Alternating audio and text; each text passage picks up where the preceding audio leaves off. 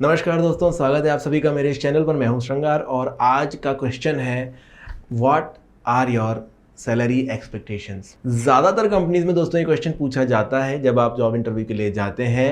Even आपको पता होता है कि इस कंपनी का जॉब, इस जो जॉब के लिए मैं अप्लाई कर रहा हूँ, इसका सैलरी पैकेज ये होगा। बहुत सारी कंपनीज में जब आप अप्लाई करते हैं तभी CTC लिख कर आ जाता है, उसके बाद भी ये क्वेश्चन आपके ऊपर मारा जा सकता है। और ऐसे समय पर या तो आप अपने आप को बहुत ज़्यादा खुशनसीब समझ सकते हैं कि भाई ये क्वेश्चन मुझसे पूछा गया है, मुझसे सैलरी पूछी जा रही है और इससे बड़ा क्या होगा। और दूसरा, या तो आप ये समझ सकते हैं कि भाई अब आपको आंका जाएगा कि आप क्या समझते हैं अपने बारे में। दोस्तों बहुत सारे लोग ये कर सकते हैं कि सैलरी एक्सपेक्टेशंस को बहुत हाई बता सकते हैं और जो माइनर गलतियां हम करते हैं कि बहुत कम भी बता सकते हैं। कई बार हम जो डेडलाइन होती है, जो पैकेज लिखा होता है उसमें उसके हिसाब से नहीं बोल पाते हैं। दोस्तों आपको क्या बोलना है ऐसे समय में कि जब आपसे सैलरी पूछी जाए कितना लोगे भैया, तो आपको क्या कहना है। चलिए उसके बारे में थोड़ी बात करते हैं। और बात करने से पहले चाहूँगा दोस्तों सब्सक्राइब कर दीजिए चैनल, अगर सब्सक्राइब नहीं किया है अभी तक। हमेशा की तरह इस क्वेश्चन का भी कुछ पर्पस होगा। जब वो पूछ रहे हैं आपसे सैलरी के लिए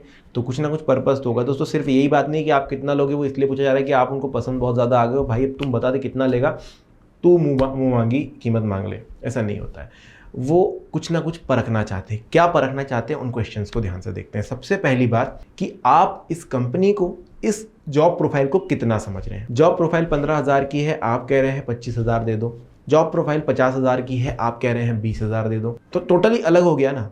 तो एक्चुअली उनके पूछने का मतलब है कि आप इस जॉब प्रोफाइल को कितना समझ रहे हैं। किसी भी जॉब प्रोफाइल के लिए आपको मार्केट पता रहता है। अगर आप इंटरेस्टेड है उस जॉब में तो आपको पता रहता है कि यार इस प्रकार के जो लोग होते हैं ना, इनकी सैलरी लगभग इतनी होती है। चाहे वो सेल्स का बंदा हो, चाहे वो मैन्युफैक्चरिंग का बंदा हो, चाहे वो कुछ भी करता हो, क्वालिटी का बंदा हो, उनको पता होता है कि भाई इस टाइप के जॉब के लिए ऑलमोस्ट इतनी सैलरी होती है और जिस हिसाब से ये कंपनी है उस कंपनी में लगभग इतनी सैलरी होती है। और आप बहुत ज़्यादा रिसर्च करके आते हो। तो कंपनी यही देखना चाहती है कि जब आपको इंटरव्यू के लिए बुलाया गया है तो आपने कितनी रिसर्च करी है इस बारे में। अगर करी है ना दोस्तों तो डेफिनेटली आप एक अलग इंप्रेशन उन पर छोड़ते हो। और अगर आपने रिसर्च नहीं करी है, मेरे साथ हुआ है यार, मैं इंटरव्यू दे रहा हूँ, मुझसे पूछा गया क्या जानते हो कंपनी के बारे में, नहीं पता है कंपनी क्या है, क्या करती है, इतना बस पता है कि कुछ तो ऐसा है।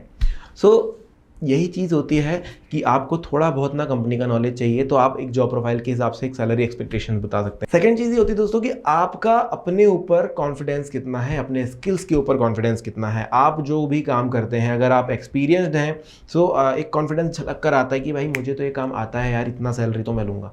लेकिन जब आप एक फ्रेशर होते हैं, आपने सिर्फ सीखा होता है, आपने कभी भी वो चीज़ करी नहीं होती है ज़्यादा।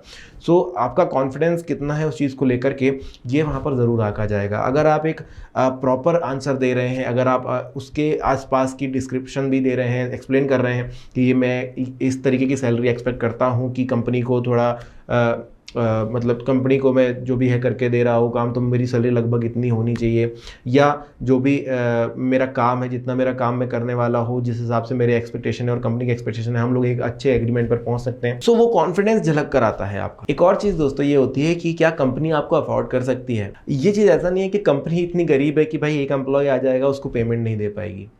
एक्चुअली ये चीज़ को देखेंगे तो कंपनी का अफोर्ड करने से मतलब ये है कि जब आप कुछ ज़्यादा सैलरी मांग रहे हैं और उनके पास दूसरे कैंडिडेट्स अवेलेबल हैं जो कि आपसे कम सैलरी में करने के लिए तैयार हैं और आपसे बेटर भी हैं, वो आपको क्यों जॉब पे रखेगी। तो इस तरीके से वो अफोर्ड आपको नहीं कर सकती ना, उसके पास और भी ज़्यादा कैंडिडेट्स हैं जो कि वो काम कर देंगे।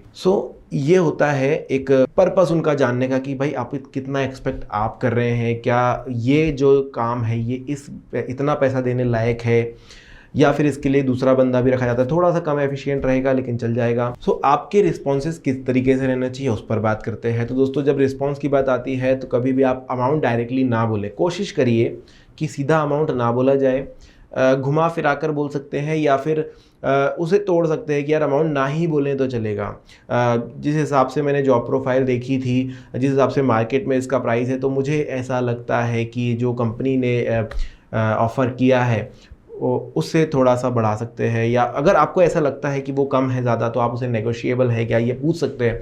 बट आप ये नहीं कह सकते कि इतना कम तो मैं काम नहीं करूँगा, क्योंकि वो फिर आपके जॉब लगने ना लगने के बीच का एक रोड़ा बन जाएगा। तो प्रॉपर आंसर क्या होता है, पहली बात तो आपको अपना वर्थ पता होना चाहिए। ऐसा बिल्कुल ना करें दोस्तों कि कंपनी आपका जो वर्थ है वो आप 15,000 20,000 तक कमा सकते हैं, 50,000 तक कमा सकते हैं।